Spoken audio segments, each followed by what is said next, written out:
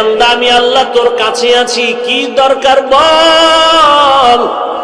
দুনিয়াওয়ালারা চাইলে বেজার হয়, আমি আল্লাহ না চাইলে বেজার হই, কারণ দুনিয়ার সবাই স্বার্থপর, অভাবী। আমি আল্লাহর কোনো অভাব নাই, কোনো স্বার্থ নাই। আমি আল্লাহর কাছে চাও, আলা মিন মুস্তাগফিরিন ফাগফির আলা, কে গুনাহ করেছো ক্ষমা চাও, আমি আল্লাহ ক্ষমা করে দিব। কারণ আমি আল্লাহ চাই না কেউ জাহান্নামে যাবে। কারণ বান্দা তুই এতটাই যে দুর্বল, ওই যে জমিন থেকে 9,30,00,000 মাইল উপরের সূর্যের গরম সহ্য করতে পারো না। এই সূর্যটা হাসরের ময়দানে যদি মাথার উপরে চলে আসে, সহ্য করতে পারবি না। আমি আল্লাহর কাছে তওবা কর, দরজাটা খুলে রাখছি। কুল ইয়া ইবাদিয়াল্লাযীনা আসরাফু আলা আনফুসিহিম লা তাকনাতু মির রাহমাতিল্লাহ। আমার রহমতের বিস্তারিত জায়গা, বিশাল চাদর বিছায় দিলাম। কত বড় বড় বড় বড় বেঈমানকেও আমি আল্লাহ মাফ করেছি। ওরে বান্দা, তোরা তো আখিরি নবীর উম্মত, ওই নবীর মোহাব্বতে আমি আল্লাহর কাছে ক্ষমা চাইলে আমি ক্ষমা করে দিব। ও আল্লাহ, আমার মতো গুনাহগার কেউ নাই, নিজেকে ছোট মনে করো। এরে আল্লাহর বান্দা, দুনিয়ার ভিক্ষুকেরা মানুষের দ্বারে দ্বারে ঘুরে আর ভিক্ষা করে। অনেক ভিক্ষুক চালাকি করে বলে মা থাকলেও বলে আমার মা নাই, বাবা থাকলেও বলে বাবা নাই, বাড়ি থাকলেও বলে বাড়ি নাই। একজনে ধরিয়াই কয় তোর মা বাপ আছে, আমি জানি তুই নাই নাই কেন বললি।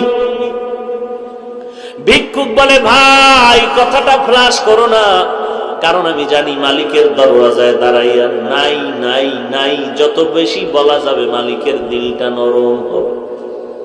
আল্লাহ বলেন, ও দুনিয়ার মানুষ, আজকে তোরে বাড়ির মালিক, গাড়ির মালিক, সন্তানের মালিক বানায় দিলাম। আসলে এগুলো কিচ্ছু তোরে স্থায়ী না।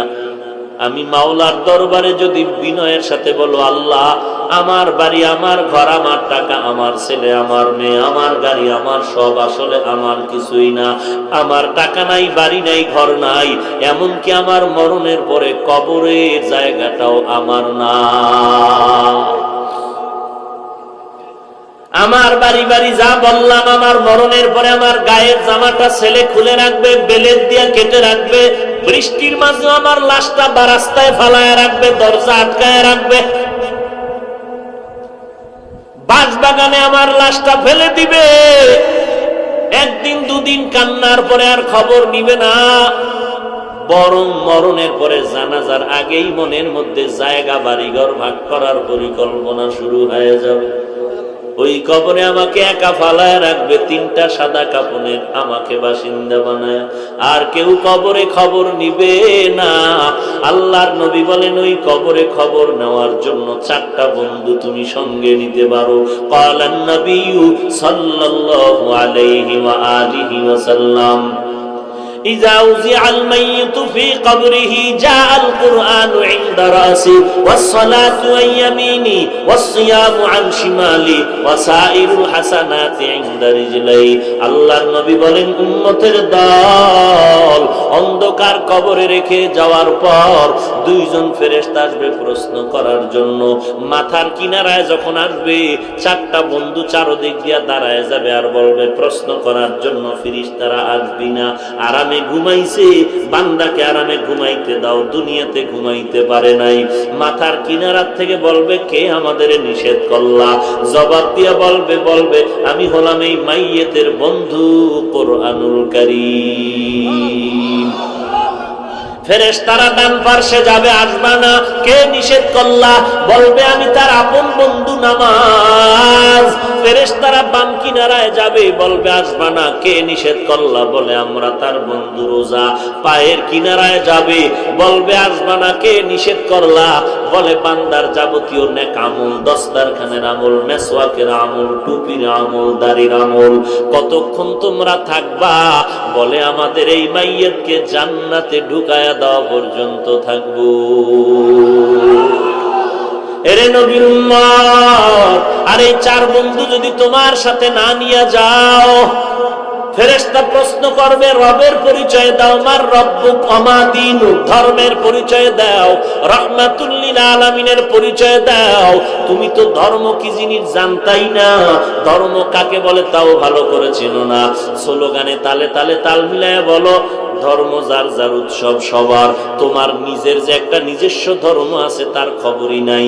তোমার যে একজন আল্লাহ আছে সে আল্লাহর সাথে কোনো সম্পর্ক নাই। তোমার যে রহমাতুল লিল আলামিন আছে সেই ব্যাপারে তোমার খবর নাই।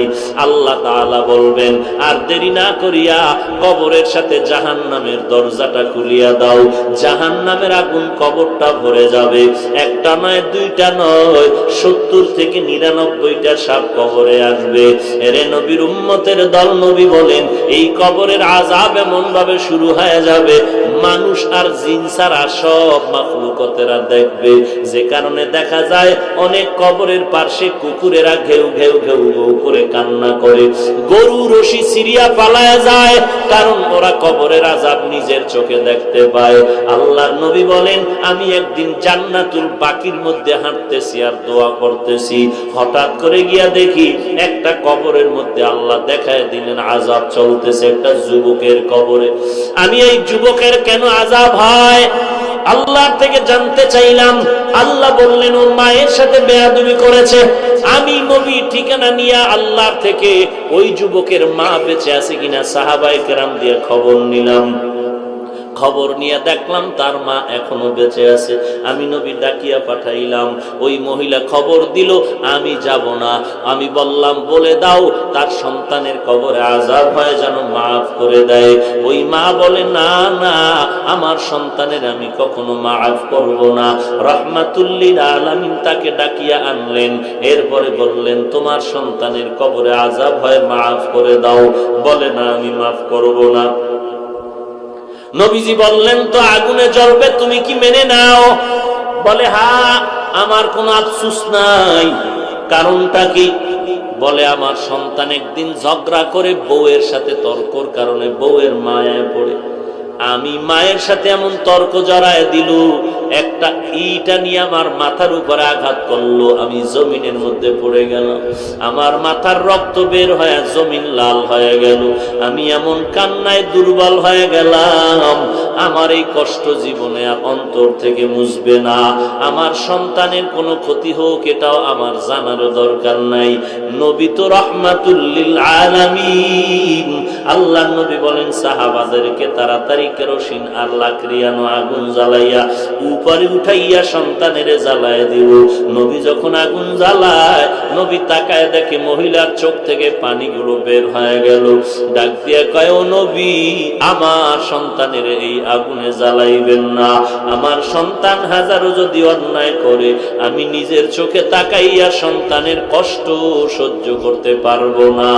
এর নবীর উম্মতের দল, আল্লাহর নবী বলেন, আল কবরু রাউযাতুম মির রিয়াজিল জান্নাহ আও হুফরাতুম মিন হুফারিন নার। এর নবীর উম্মতের দল, আল্লাহর মুহাব্বত নিয়ে তওবা করে নাও। আল্লাহ তাআলা বলেন, কত বড় বড় বেঈমান কেউ তো আমি আল্লাহ ক্ষমা করে মাফ করে দিয়েছি। তোমরা অন্যায় যদি করিয়া থাকো, চোখের পানি ছেড়ে কান্না করো, তওবা করো। আল্লাহর নবী বলেন, গাভীর ওলান থেকে দুধ বের করে ভেতরে যেমন ঢুকানো আর সম্ভব না, যারা আল্লাহর মুহাব্বতে তওবার নিয়তে গুনার ভয়ে চোখের পানি ছেড়ে কাঁদবে, ওই বান্দাকে আর জাহান্নামে দেওয়াও সম্ভব হবে না। অতএব আল্লাহর কাছে তওবা করো, হে মালিক, এই ময়দানে কেউ আমাকে চিনে না, জানে না আমি কার সন্তান, কার ভাই। ও আল্লাহ, তুমি তো জানো এই ময়দানের মধ্যে আমার মতো গুনাহগার মনে হয় আর কেউ নাই। গুনার কারণে দেখি আমার হাত না পাক, আমার জিহ্বা না পাক, আমার অন্তর না পাক। ও আল্লাহ, এই অন্যায়গুলো যদি আমার কেউ সামনে করত, আমি তাকে লাথি মেরে তাড়ায় দিতাম।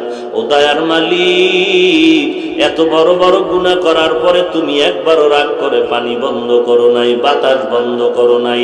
ও আল্লাহ, তুমি সূর্যের আলো বন্ধ করো নাই। আজকে ময়দানে হাজির হয়ে গেলাম তওবার জন্য।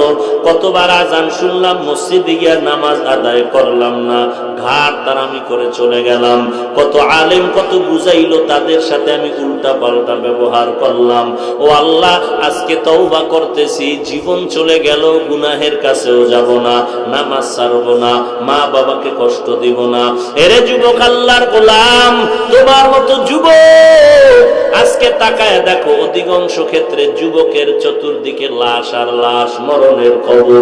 আবার তাকায় দেখো, তোমার মতো যুবক স্কুল কলেজে লেখাপড়া করে, নামাজের সময় এক ওয়াক্ত নামাজ বাদ দেয় না। তোমার মতো যুবক কোটি টাকার ব্যবসা করে, এক টাকাও হারাম খায় না। তোমার মতো যুবক ড্রাইভারি করে, কৃষি কাজ করে, শ্রমিকের কাজ করে, নামাজ বাদ দেয় না। তোমার মতো যুবকরা আবার পুলিশ বিডিআরের চাকরি করে, একটু নামাজ বাদ দেয় না। তুমি কেন পারবা না রে ভাই? আল্লাহর দরবারে তওবা করে নাও, একটু কষ্ট করে নামাজ চালু করো, দেখবা এক সপ্তাহ পরে নামাজ না পড়লে মনটা খারাপ লাগবে। অভ্যাস করে নাও, না পারলে বারবার আল্লাহর কাছে তৌফিক চাও। আর কোন ভালো আল্লাহওয়ালা যদি পাও, যাদের দোয়া কবুল হওয়ার মতো দিল সাক্ষী দেয়, এমন আল্লাহওয়ালার থেকে একটু দোয়া নিওয়ার বলিও, হুজুর আমার জন্য দোয়া করবেন, আমি যেন 5 ওয়াক্ত নামাজ পড়তে পারি ঠিক মতো। মনটা চায় পড়তে, কিন্তু মাঝে মাঝে যাই, মাঝে মাঝে যাইতে পারি না। এরে আল্লাহর বান্দা, সব লাইনে তোমার মতো নামাজি বান্দা থাকলে তুমি কেন পারবা না? আল্লাহর কাছে তৌফিক চাও, তওবা করো, আল্লাহ আর গুনাহের কাছেও যাব না, আর নামাজ ছাড়ব না, দেশ ও জাতির বিরুদ্ধে কোনো ষড়যন্ত্র করব না, আলেম ওলামাদের সাথে বেয়াদবিমূলক কোনো আচরণ করব না, বিরোধিতা করব না, গীবত শাকায়াত করব না। তওবা করার যদি খাস নিয়ত থাকে, মুনাফিকি যদি না থাকে, খাঁটি তওবার নিয়তে দুটো হাত আল্লাহকে দেখায় দাও। আয় আল্লাহ, সবার হাত কবুল করে নেন। আয় আল্লাহ, আমাদের তওবা কবুল করে নেন। তওবার উপরে মজবুত হয়ে চলার তৌফিক দান করেন। আয় আল্লাহ, গুনাহের প্রতি ঘৃণা জমায়ে দেন, নবীর তরিকা মতে চলার তৌফিক দান করেন। আমিন। আলহামদুলিল্লাহি রাব্বিল আলামিন। والصلاة والسلام على سيد الأنبياء والمرسلين وعلى آله وأصحابه أجمعين يا أرحم الراحمين يا أرحم الراحمين يا أرحم الراحمين رب ارحمهما كما ربياني صغيرا رب ارحمهما كما ربياني صغيرا। ও দয়ার মালিক, কুদরতের নজর দিয়া দেখেন ময়দানে কত উলামায়ে কেরাম হাজির। আয় আল্লাহ, কত সাদা দাড়িওয়ালা মুরব্বী হাজী সাহেবরা হাজির। আয় আল্লাহ, কত চাকরিজীবী, কত ব্যবসায়ীরা আপনার দরওয়াজায় হাত তুলেছেন। কত যুবক, কত ছাত্র ভাই, ছোট ছোট বাচ্চা, মাদ্রাসার ছাত্র, পর্দার আড়ালের কত মা বোনেরা। ও আল্লাহ, আমরা সবাই গুনাহগার, জাহান্নামের আসামি। আপনার দরওয়াজায় তওবার নিয়তে হাত তুলে ফেলেছি রে আল্লাহ। দয়ার নজরে আমাদের জীবনের সব গুনাহগুলো মাফ করে দেন। আয় আল্লাহ, আজকের মাহফিল কবুল করে নেন। আয় আল্লাহ, যারা আয়োজন করেছেন, সহযোগিতা করেছেন, কবুল করে নেন। আয় আল্লাহ, নবীজির মুহাব্বতে আমাদের মোনাজাত কবুল করে নেন। মা বোনদের আবেদা পর্দানিশী বানায় দেন। ছেলে সন্তানগুলো নেককার, দিনদার বানায় দেন।